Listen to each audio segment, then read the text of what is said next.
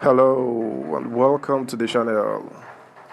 The former Speaker of the House of Representatives, Yakubu Dogara, has told President Tinubu to not be satisfied with just removing the fuel subsidy, that he should take the fight to the cabals, recover the proceeds from subsidy and bring them to book. Recall that Tinubu on his inauguration day speech quickly declared that the subsidy is gone, and despite the prevailing hardship that followed, a lot of people are cool with it because they think long term. Make we talk details. Subscribe, like, share, and comment. Thank you. Dogara to Tinubu. Fight subsidy cabals, bring them to book. Former Speaker of the House of Representatives, Right Honorable Yakubu Dogara, has urged President Bola Ahmed Tinubu to muster enough courage, fight subsidy cabals, and bring them to book. He said the removal of the fuel subsidy by the president was fantastic and a departure from the past, but the president must do all within his powers to recover the looted funds from the subsidy cabals. He spoke to journalists during a Thanksgiving church service to mark the successful completion of a 6-year tenure as Evangelical Church Winning All ECWA General Secretary of Reverend Yunusa S. Madu Jr. in Kaduna. Dogara said President Tinubu has so far demonstrated leadership quality and should be commended by Nigerians. We stand by him on the subsidy removal, but he must be courageous to pursue the subsidy cabals and recover all the stolen monies from them and prosecute them accordingly, he said. He said the president had also demonstrated leadership by carrying every region along in the appointment of service chiefs, regardless of party, ethnicity, and religion, and should also be commended. Also, Senator representing Southern Kaduna, Senator Sunday Marshall Katong, commended President Bola Ahmed Tinubu on the appointment of the new service chiefs, which he described as a demonstration of equity and justice. Katong urged the new service chiefs to address issues of insecurity ravaging the country, particularly the northern region, holistically, and urged the president to provide palliatives to cushion the effects of the fuel subsidy removal.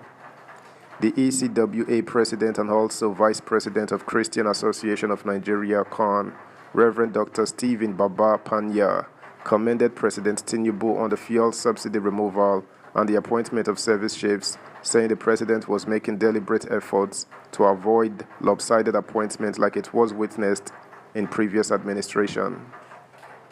Meanwhile, the British High Commissioner to Nigeria, Richard Montgomery, has said the United Kingdom is awaiting the appointment of ministers by President Bola Tinubu before taking necessary steps toward strengthening the partnerships between the two countries.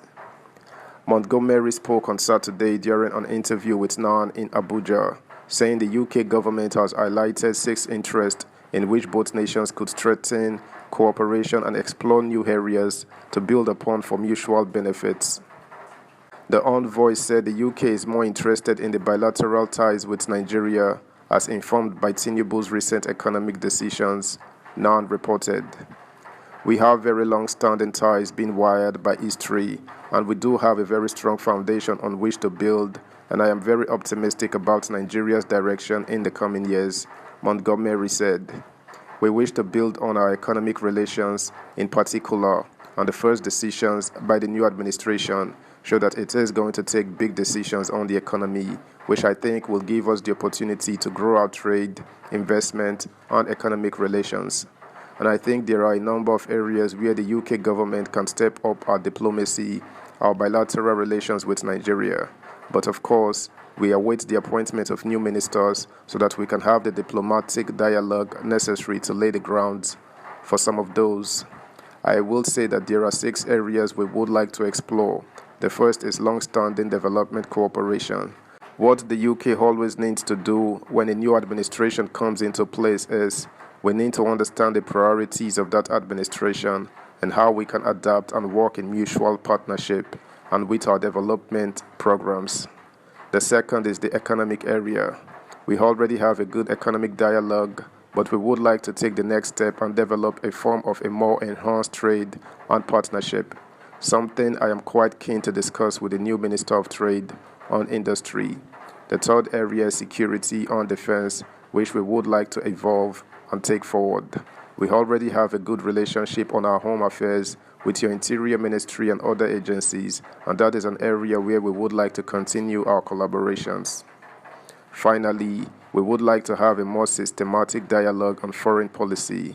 Nigeria has played a very valuable role in regional and continental issues, and the UK would like to have a more systematic foreign policy dialogue with the government of Nigeria once the ministers and advisors are in place. Subscribe, like, share, comment, and please turn the notification bell on. Thank you. Meanwhile, the Director General of the World Trade Organization, WTO, Ngozi Okonjo-Iweala, has described the attacks generated from Nigerians over the photographs she took in Paris, France, as unwarranted. Okonjo-Iweala stated this in a tweet via a verified Twitter handle on Saturday. The WTO DG had posted a photograph of herself in which President Bola Tinubu was allegedly cropped out. Okonjo-Iweala had taken the photograph during the summit for a new global financing pact convened by the French President Emmanuel Macron. At the summit, Tinubu projected the advocacy for widening the fiscal space, economic justice for Africa as the world accelerates the pace of energy transition, and the urgency of addressing the pressing issues of poverty and climate change. The photograph had generated so much controversy among Nigerians. But reacting to the controversy generated by the photographs, Okonjo-Iweala urged Nigerians to relax after the criticisms had heightened on social media. The former finance minister lamented that the controversy has exposed how polarized Nigeria has become. She stated, "Nigerians, please relax. Paris. Interesting attacks from both sides. This sadly shows the depth of polarization in our society. I post photos in the order received by accompanying staff or colleagues. Reading more into it is unwarranted. Let's unite to build our country, not our talk." That's the news, guys. Thanks for listening. Until next time, bye.